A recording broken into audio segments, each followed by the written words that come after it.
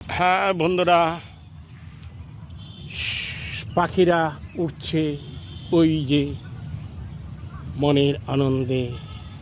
সবুজে সবুজে জমিনে ভরে গেছে ফসলে।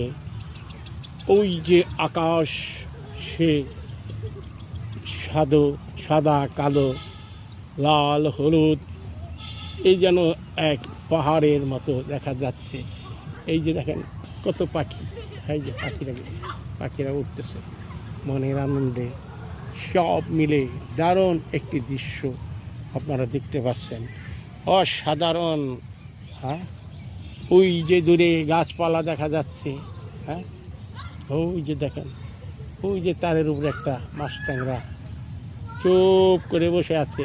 ও কি দারুণ লাগে দেখতে।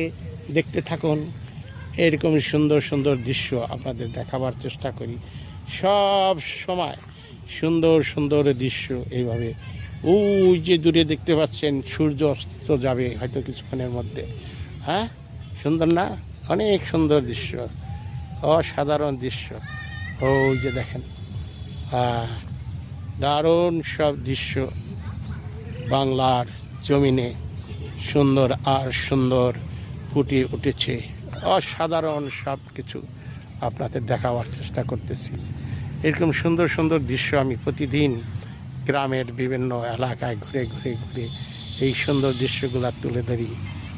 আপনারা দেশ এবং প্রবাসী যে যেখানেই থাকেন না কেন, এই সুন্দর দৃশ্যগুলো যখন দেখবেন, গ্রামের প্রাকৃতিক দৃশ্যগুলো দেখে মন ভরে যাবে।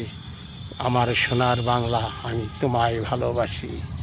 হ্যাঁ, আসলে সত্যি আমাদের দেশ সোনার বাংলা। সোনার ফসল ফলে আমাদের কৃষকদের পরিশ্রম সার্থক হোক। কৃষকদের জন্য সবাই ভালোবাসা দেবেন, কৃষকদের জন্য দোয়া করবেন। দেশ এবং প্রবাসে যারা যেখানে আছেন, আপনাদের জন্য শুভেচ্ছা রইল।